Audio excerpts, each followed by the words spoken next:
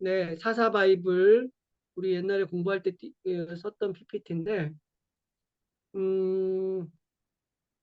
그 밑에 보면 이제 미래 공동체, 그 미래자를 한자로 쓴 이유가 있어요.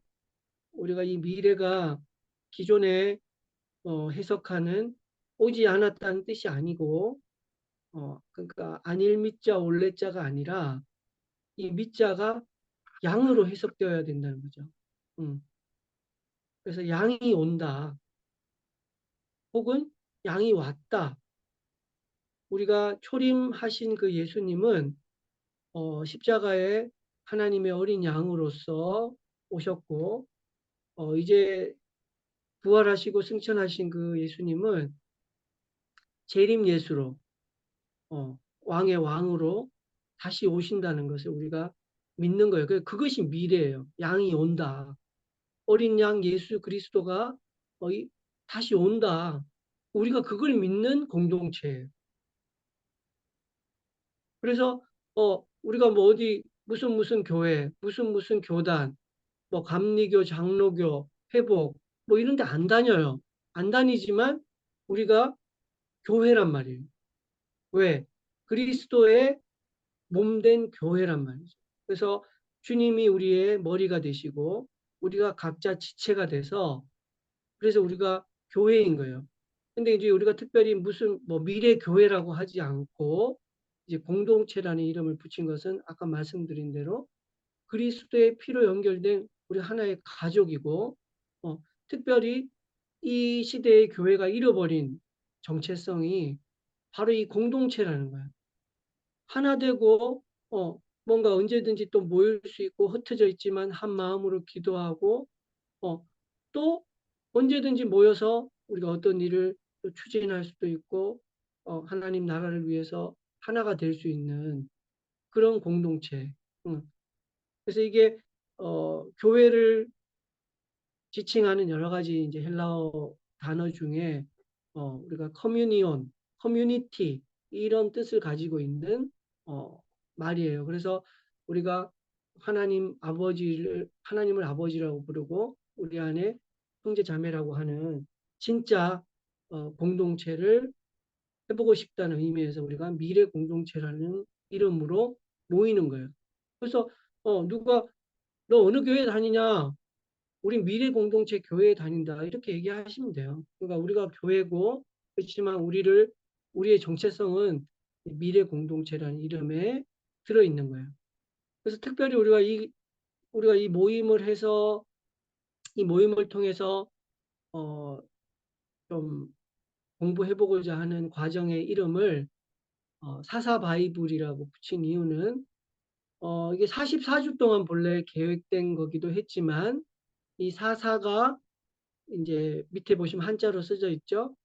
그 구약 시대의 사사, 그 이스라엘 민족의 지도자를 의미하기도 하고 또 사사 전수한다. 우리가 알고 있고 가지고 있는 것들을 다 전수한다는 의미도 가지고 있어요. 자, 그래서 오늘 첫째 시간인데 다음 페이지 넘겨주세요. 왜 성경인가? 자, 찬양 모임도 있고 예배 모임도 있어요. 교회 안에도 다양한 모임들이 있어요. 또 다양한 방법으로 모이기도 해요. 근데 왜 우리는 성경인가?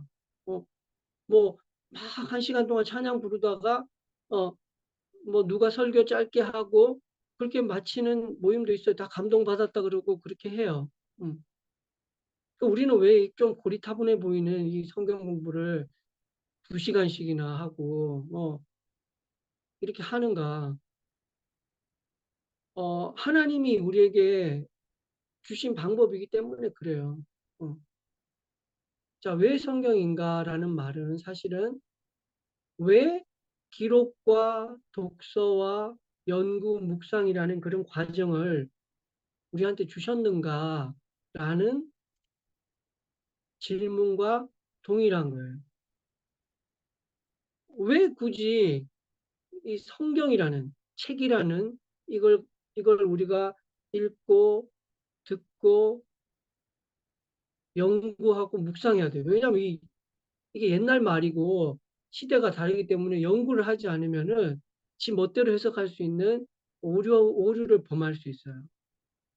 그것도 이게 영적인 어, 책이기 때문에 묵상하지 않으면 깨달을 수가 없어요.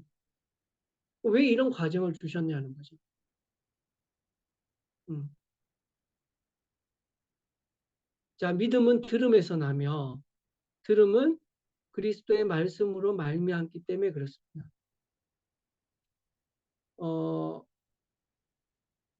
우리가 막 어떤 돌을 닦아서 어, 막 명상을 해서 얻을 수 있는 게 아니고 하나님이 우리에게 약속하신 그 말씀을 우리가 믿음으로 받아들이며 무로 말미암아서 그 믿음이 생기는 거예요.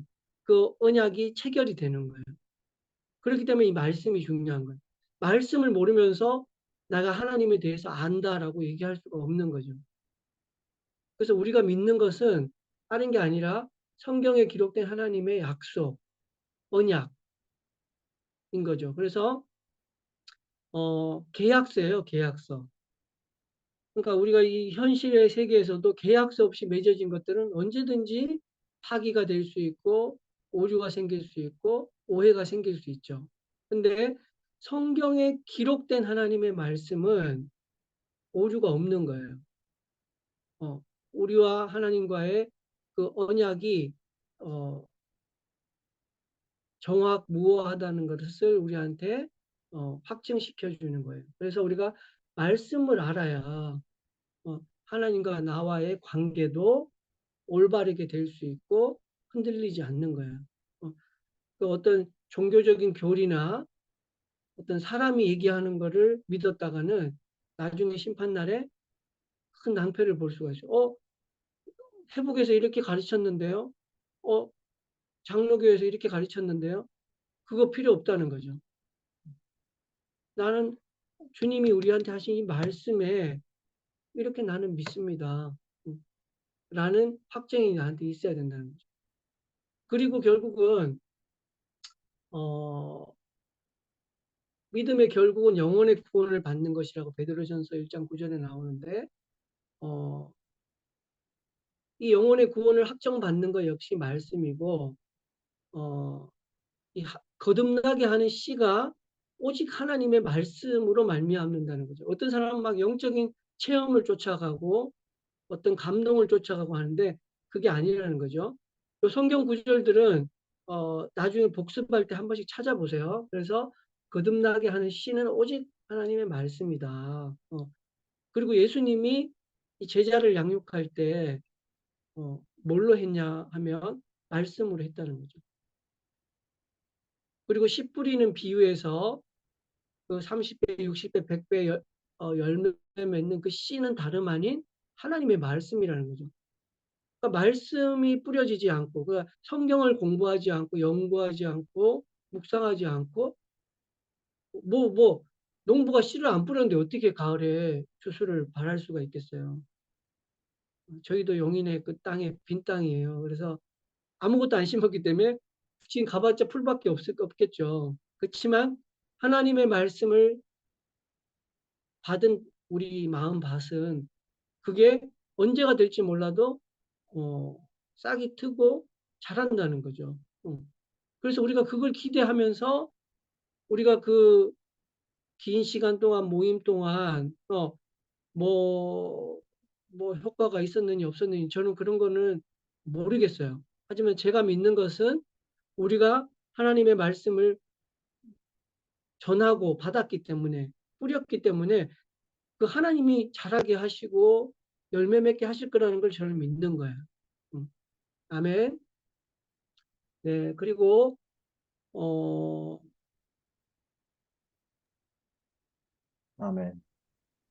음, 우리가 성경에 보면 예수님을 내가 내 살과 내 피를 마시는 자는 영생을 가졌다 이렇게 말씀하시는 표현이 있는데 바로 생명의 양식으로 오신 예수님을 먹고 마시는 것은 뭐냐면은 바로 이 말씀을 묵상하고 연구하고 누리는 거예요. 음. 그러니까 말씀을 매일매일 내 생각 속에서 묵상하고 하는 것이 바로 예수님을 먹고 마시는 거라는 거죠. 그러니까 다윗이 그 어릴 때 목동 일을 했었잖아요. 양을 치면서 바로 이걸 한 거예요. 성경 말씀, 아버지가 가르쳐 주신 그 성경 말씀을 묵상하는 거죠. 그러면서 예수님을 발견하는 거예요. 구약 성경을 우리가 그 율법을 알아야 되는 이유가 그 율법 가운데 바로 우리에게 예수님이 필요하다는 거, 메시아가 필요하다는 걸 알려주는 말씀이기 때문에 구약 성경을 묵상하면서 예수님을 발견하지 못하는 것은 참 아이러니한 거죠. 잘못 읽은 거죠.